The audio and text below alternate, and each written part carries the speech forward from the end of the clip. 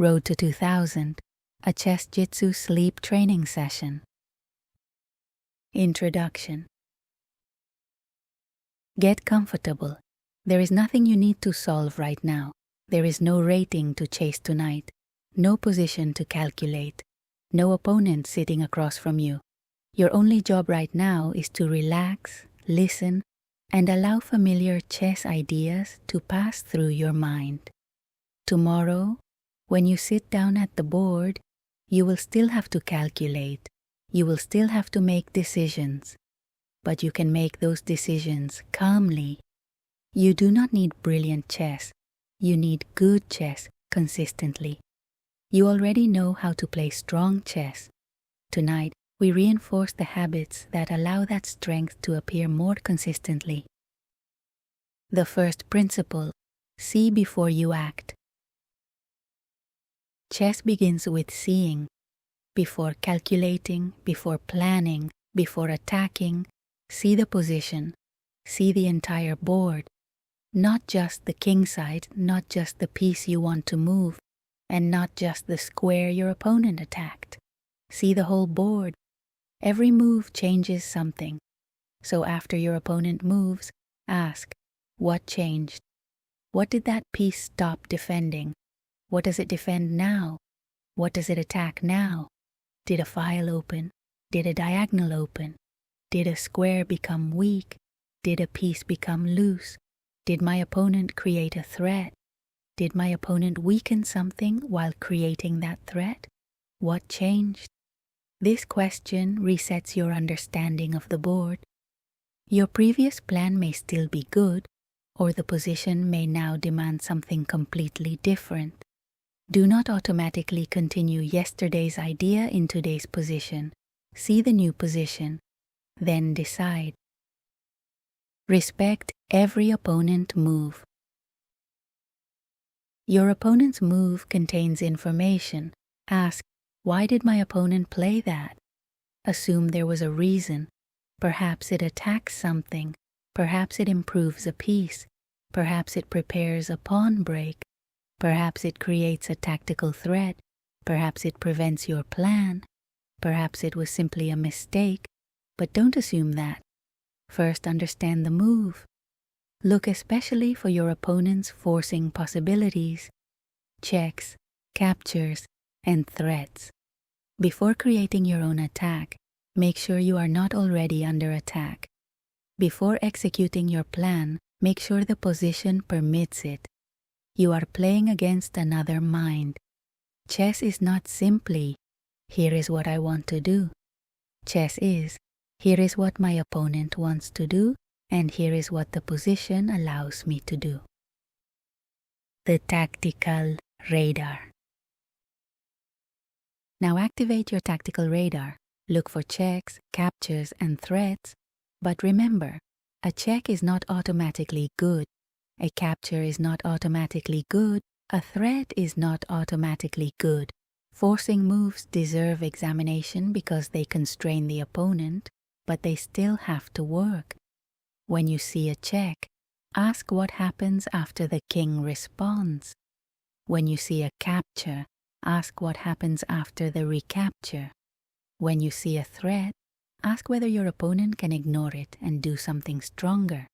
Look for tactical patterns: forks, pins, skewers, discovered attacks, discovered checks, double attacks, overloaded defenders, deflections, decoys, interference, removing the defender, back rank weaknesses, trapped pieces, loose pieces, mating nets, and intermediate moves. And especially, notice pieces that are simply undefended.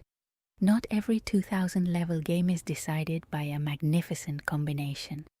Sometimes one player simply leaves something hanging. Don't be that player. And when your opponent does it, notice. Candidate moves. Do not marry the first move that looks attractive. When the position deserves thought, create candidates. Maybe there is a forcing move. Maybe there is a quiet move. Maybe there is a tactical move is a quiet move. Maybe there is a tactical solution. Maybe the strongest move simply improves your worst piece. Consider alternatives, then compare them. What happens if I check? What happens if I capture? What happens if I create a threat? What happens if I improve my position? What happens if I do nothing forcing and simply make my pieces better? Strong chess is often not about finding a move that looks good. It is about finding the move that survives comparison with the alternatives. Calculation. When you calculate, do not calculate fantasies. Calculate resistance. Your opponent does not have to cooperate. Ask, what is my opponent's strongest response? Not the response you hope for. Not the natural response. Not the response that makes your combination work.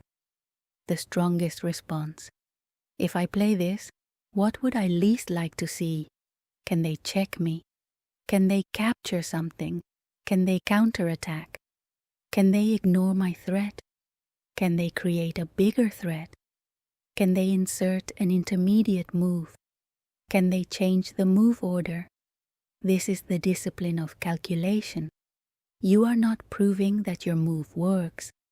You are trying to disprove it. If you try to refute your own move and cannot, then your confidence in it becomes meaningful. The final blunder check. You have chosen your move. Do not play it yet. Take one final moment. Imagine the piece on its destination square. Now look through your opponent's eyes. Checks. What checks do they have? Captures. What can they capture? Threats. What immediate tactical threats can they create? What did my move leave behind? Was the piece I moved defending something? Did I open a file?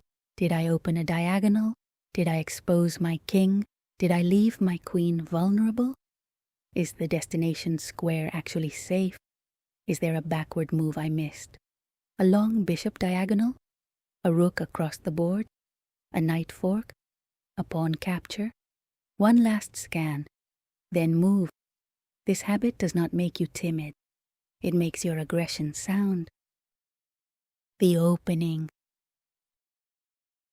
Now imagine the beginning of a game.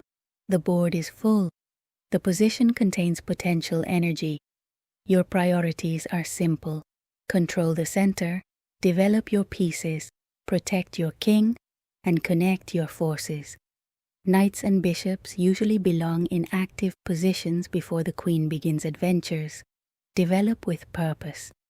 A knight wants influence, a bishop wants diagonals, a rook wants open or semi-open files. The queen wants safety and coordination. The king wants security. Do not move a piece twice merely because you can. But remember, opening principles are guides. They are not laws. If tactics require moving the same piece again, move it. If the position rewards an early queen move, consider it. If delaying castling is justified, calculate it. Principles guide your search. Calculation makes the final decision. Development and the center. A developed piece should have a job. Do not congratulate yourself merely because your bishop left its starting square. Ask, what does this piece accomplish here? What squares does it influence? Does it coordinate with the rest of my army? Can it be attacked easily? Does it restrict my opponent? Does it support a pawn break? Does it contribute to king safety? Activity matters. Coordination matters. Harmony matters. A beautiful army is one in which the pieces work together. The center gives your pieces access to both sides of the board. Control it with pawns when appropriate. Control it with pieces when appropriate. Occupy it when you can maintain it. Attack your opponent's center when it becomes vulnerable. Remember that a center can be strong or it can become a target. When the center is closed, play may move toward the wings. When the center opens, piece activity and king safety become urgent. Before launching a wing attack, consider the center. A counterattack in the center can be stronger than an attack on the flank. King safety. Your king is not merely another piece. Before attacking your opponent's king, consider your own. How many defenders surround it? What files could open? What diagonals point toward it? Can the opponent sacrifice material to expose it? Are queens still on the board? An exposed king can outweigh material. A safe king gives your other pieces freedom. When your opponent's king is unsafe, bring pieces into the attack. Do not attack with the queen alone. Coordinate. Queen and rook. Queen and bishop. Queen and knight. Rooks on open files. Bishops cutting diagonals. Knights occupying dangerous squares. Bring another attacker, then another. An attack succeeds through force concentration. The middle game. When development is complete, ask, what does this position need? If there is a tactic, calculate it. If there is an attack, prepare it. If there is no immediate action, improve your position. Find your worst piece. Which piece contributes the least? Can you improve it? Can a knight find an outpost? Can a bishop find a better diagonal? Can a rook occupy an open file? Can the queen improve without becoming a target? Can you create a useful pawn break? When you don't know what to do, improve your worst piece. Look for weaknesses: weak pawns, weak squares, loose pieces, exposed kings, bad bishops, trapped rooks, backward pawns, isolated pawns, and overextended pieces. A weakness becomes meaningful when it can be attacked. Do not attack something simply because someone calls it weak. Ask whether you can actually bring enough pressure against it. When your opponent must defend one weakness, look for another. One weakness may be defendable. Two weaknesses can stretch the position. Create problems on both sides of the board. Make your opponent make difficult decisions. Pawns and pieces. Pawns cannot move backward. Every pawn move changes the position permanently, so respect pawn moves. Use them to control important squares, gain space, open lines, restrict pieces, and create passed pawns. But understand what every pawn move leaves behind. When a pawn advances, which square can it no longer protect? What diagonal opens?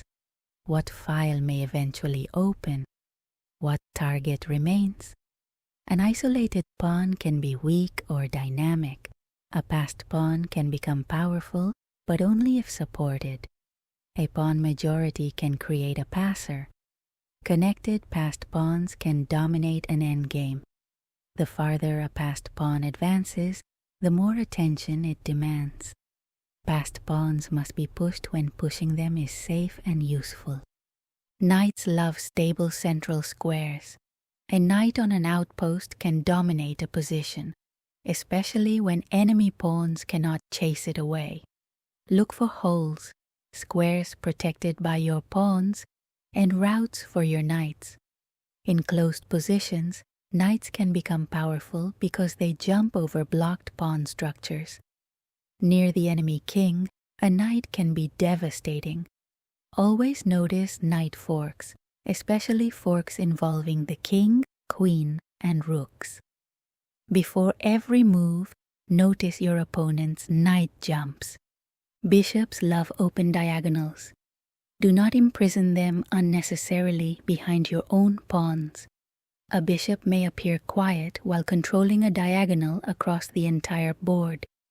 Ask what happens if the diagonal opens. The bishop pair can become extremely powerful in open positions. A bad bishop can sometimes be improved or exchanged. When you have a strong bishop, preserve its scope. When your opponent has one, consider restricting it. Never forget the long diagonal. A bishop 5 squares away can decide the game.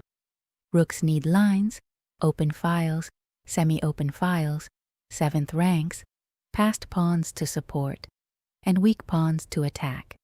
Connect your rooks, activate them, double them when useful. A passive rook is an expensive spectator.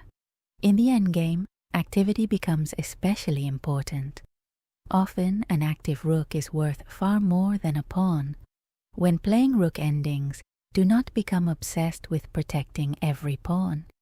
Activity first. The queen is powerful because she can do almost everything, and vulnerable because she is valuable. Do not let your queen become the only active member of your army. A queen cannot conduct a successful attack alone against a well-defended king. Coordinate her. Watch for queen traps and discovered attacks against her. Whenever queens face one another or occupy tactical lines, slow down. The queen often creates tactics across enormous distances. See the whole board. Exchanges. Do not exchange pieces automatically. Ask, who benefits from this trade? Does the exchange improve my pawn structure? Does it remove an important defender? Does it eliminate my opponent's best piece? Does it activate their rook? Does it give them a dangerous passed pawn? Does it lead to a favorable endgame? When ahead in material, exchanging pieces often reduces your opponent's attacking possibilities, but not every trade is good. When behind, keeping pieces can preserve tactical chances, but not every trade is bad. Evaluate the position. Principles suggest, calculation decides. When you are winning. When you get a winning position, the game is not over. This is a danger moment. Your brain may relax. Do not. When ahead, ask, what counterplay does my opponent have? How can I reduce it? Can I improve my king? Can I neutralize their active pieces? Can I exchange dangerous attackers? Can I simplify into an endgame I understand? Do not rush to finish the game beautifully. You do not receive extra rating points for checkmating artistically. A win is a win.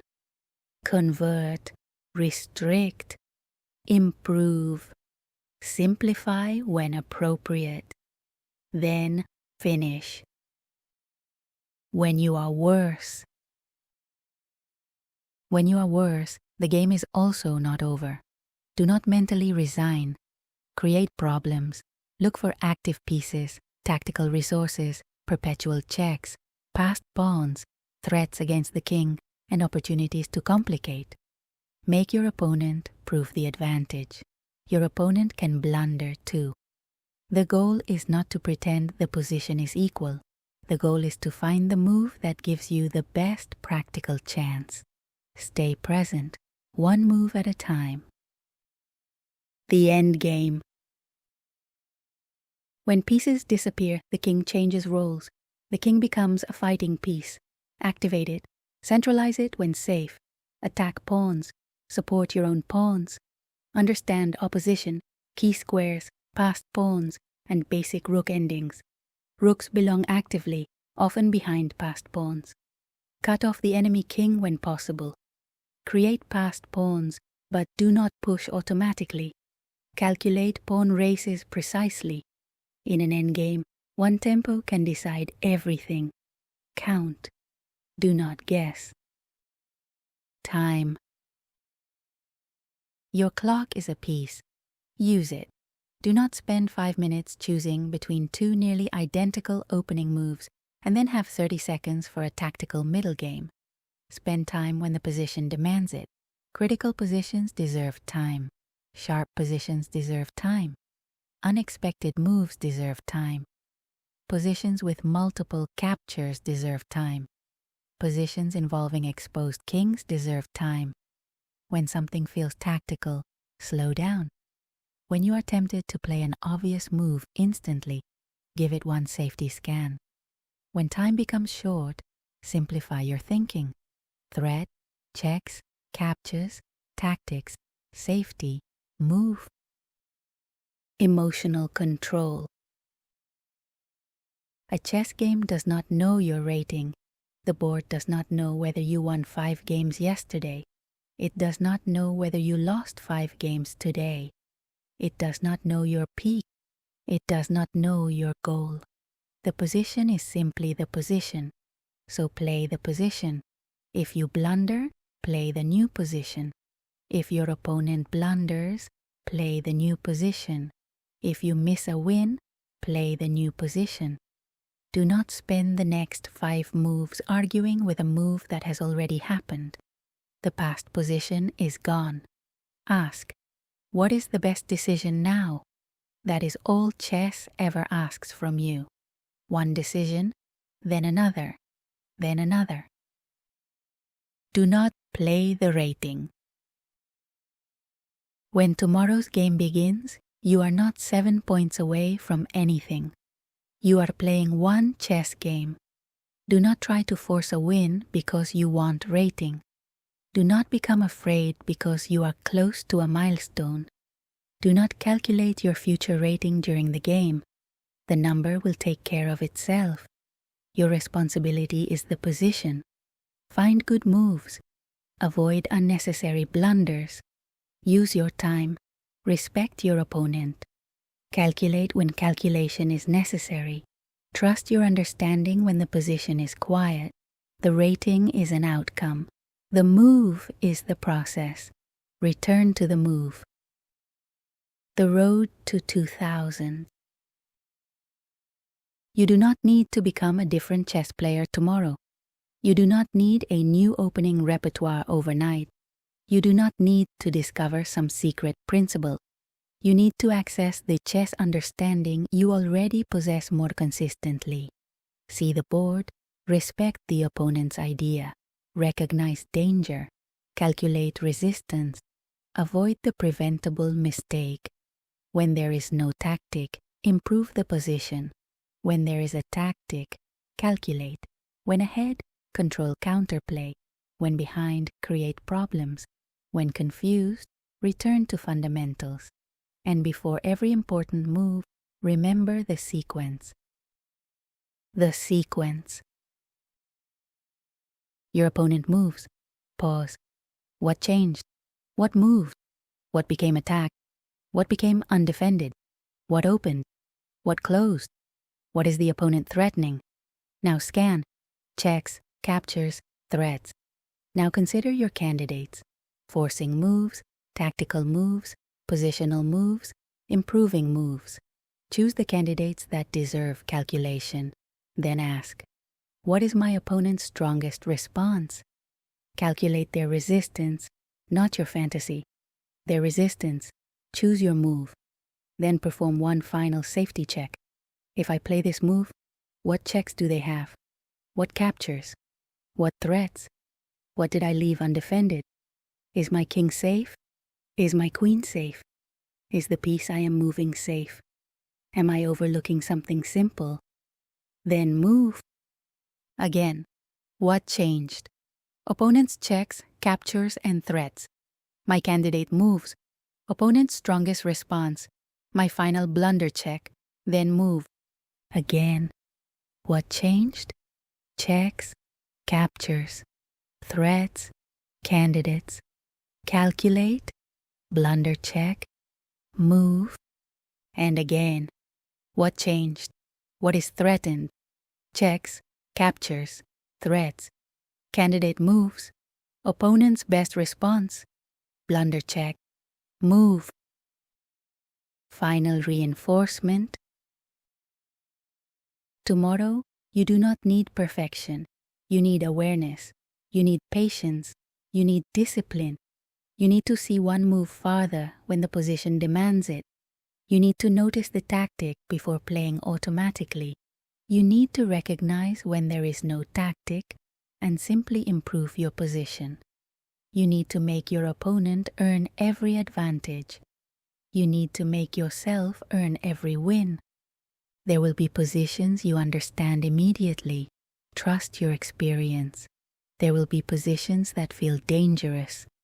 Respect that feeling and calculate. There will be moments when you want to move instantly. Check once more. There will be moments when you cannot find the perfect move. Find a sound move. Chess is not a competition to find Stockfish's first choice every turn. It is a competition between two human beings making decisions. Make good decisions again and again. And now, there is nothing more you need to calculate tonight. The board can disappear. The pieces can disappear. The rating can disappear. Rest. Sleep. Tomorrow, when you return to the board, begin again with one simple question. What changed? Then ask, what is my opponent threatening? Checks, captures, threats. What are my candidates? What is their strongest response? Is my move safe? And then move. One position at a time. One decision at a time. One game at a time. Good night.